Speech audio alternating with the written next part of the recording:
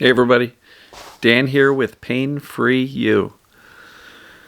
Today's topic is going to be knowledge plus implementation equals results. All right, so I'll get to that in a minute. We got Finney over here sleeping away. A couple people pointed out that he's a big cat. Yes, he is. He's a big boy. So, long week. It's Friday night. Breathe in the peace. Exhale the noise. Breathe in the clarity. And exhale the doubt.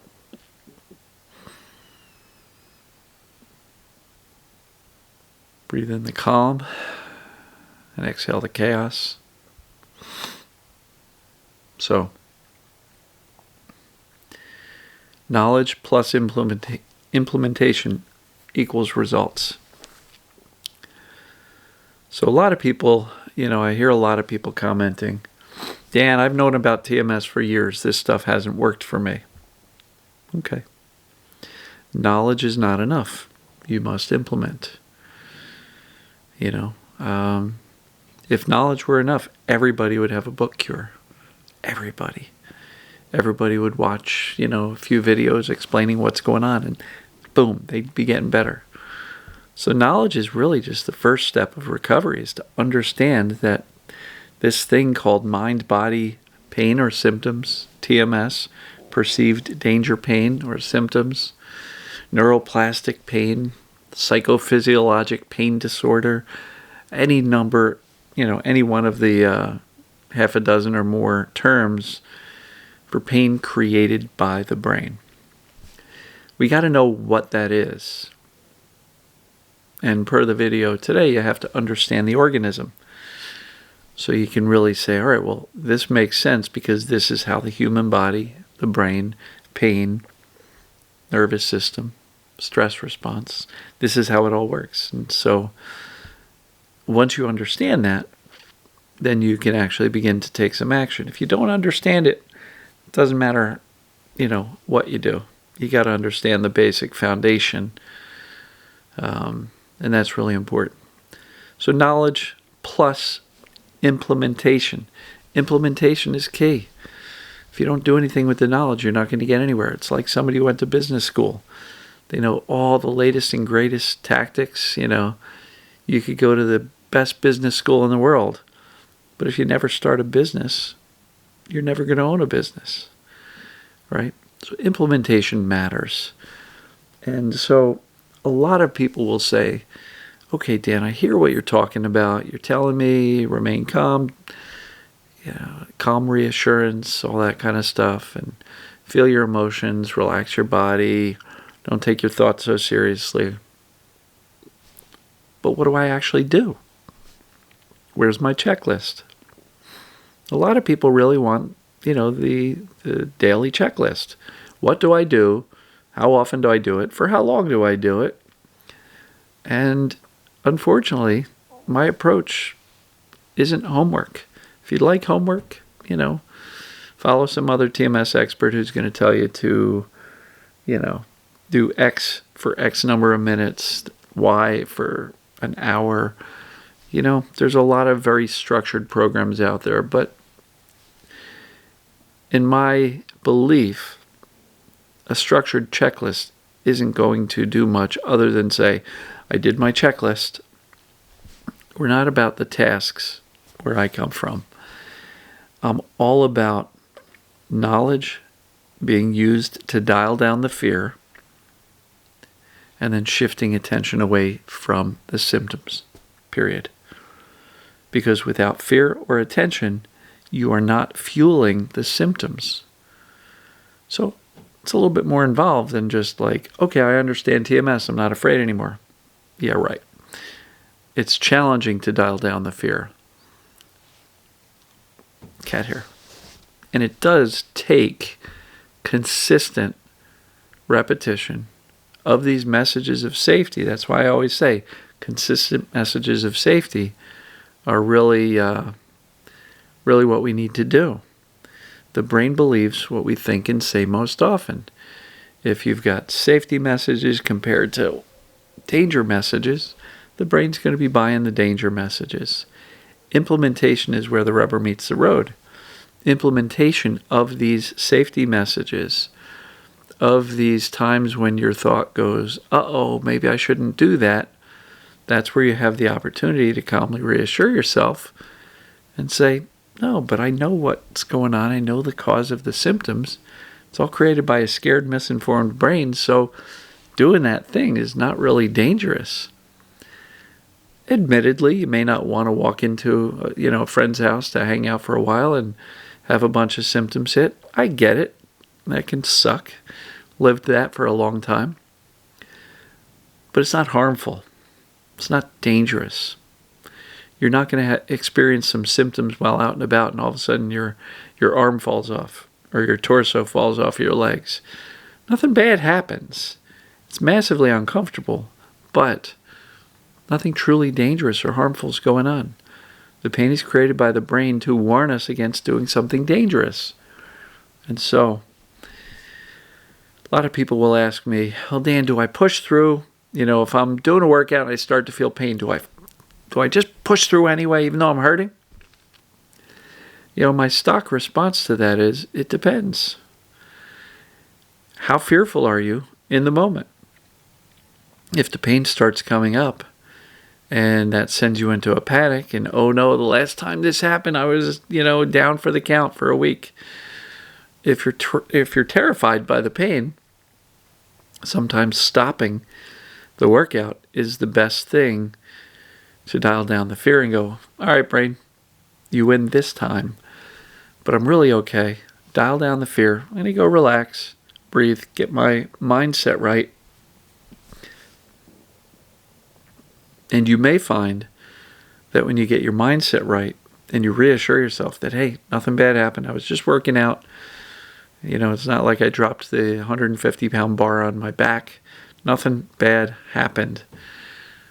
The brain perceived danger and the pain started climbing. So if you can respond to the pain with very little to no concern and be like, hey, brain, come on. Shh, I'm working out. Don't bug me. There's no problem here. And be authentic with that. Then by all means, not push through, but keep on working out. Pushing through seems to be more like struggle with it and fight with it and push through no matter how agonizing it is. I don't think that's a really productive way of teaching your brain that you're okay by white-knuckling it through the workout or through the event or whatever you happen to be doing. If you're terrified, your first priority is to dial down the fear. Accurate knowledge is a really good way to do it. Calm reassurance. If you have it in you and you can be authentic with it, indifference is wonderful. Where you go, all right, brain, I'm working out. I know you're sounding the alarm a little bit, but nothing bad happened. Nothing bad is happening. I'm just doing a little exercise, so shh. You can settle down. If you can do that confidently without fear, by all means, keep on working out. Keep on staying at the party, at the holiday event. Keep the road trip going. Because deep down, nothing bad is going on. So let your fear be your guide as to whether or not you continue doing the thing or stop and rest. Sometimes when the brain is really perceiving a lot of danger and the symptoms are very, very colorful, sometimes the next best thing to do is rest, pause, get comfortable. Let your body settle down, but more importantly, let your brain settle down and say, hey, I'll take good care of you. This is self-care. This is not the cure. Getting on the couch, getting on the floor, getting in bed, these are not the cures. It's a way to say to the brain, hey, I'm actually okay. And once we settle down, me and my brain settle down, we're going to get up and go again, right? So it's a matter of confidence. It's a matter of fear. So look, accurate knowledge plus implementation. If you know about TMS and you're frustrated that, You've read 4 TMS books and you're still not better? Ask yourself, am I truly implementing the concepts? Am I able to reassure myself and calm myself down and dial down the fear with the accurate knowledge that I'm actually okay? Are you able to do that? That's implementation. So if you're asking, where's my checklist? What do I do? What do I do, Dan? Come on, what do I do? Sometimes it's not what you do. It's what you stop doing. Because if you've been responding or reacting to the pain with a lot of fear, freak out, despair, basically catastrophically thinking that, well, this is my life, it's never going to change, maybe it's not about doing more. Maybe it's about removing all of these negative things that you've been doing. And so instead of freaking out, freak out less. Do less of that. Instead of searching online, do less of that. Instead of reading 6 more books about TMS or mind-body stuff, do less of that. You already know what's going on. Instead of watching 42 videos, even of mine, do less of that because there's nothing to fix. What can you remove that is really intended on either fixing yourself, or what can you remove that you're doing that is scaring the crap out of yourself?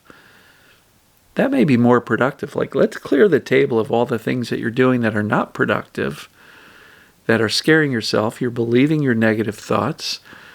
You're focusing on the symptoms all day long. You are trying to fix, doing these techniques from these TMS people, these techniques from another TMS person, the things that I'm talking about, and you're trying to fix all day.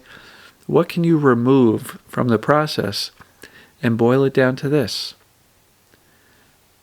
Teach myself through repetition that I'm actually okay because I know I've got the accurate knowledge, I've done the assessments, I know it applies to me. So what the heck am I freaking out for? Because I know it's just my scared, misinformed brain. I'm not broken. My brain's not broken. It's working perfectly. It's just operating on bad data and fear. So hopefully this makes sense. Knowledge plus implementation equals results. You take away either of those 2 items. You get rid of the knowledge and you implement. Your brain's going to be like, I don't know what you're doing all this stuff for. And if you take away the implementation, all you're left with is book knowledge, right? By themselves, neither are good. You need to put them together. Implement based on the knowledge, and you should be able to see some results. So thank you, everybody. Wishing you a very good weekend.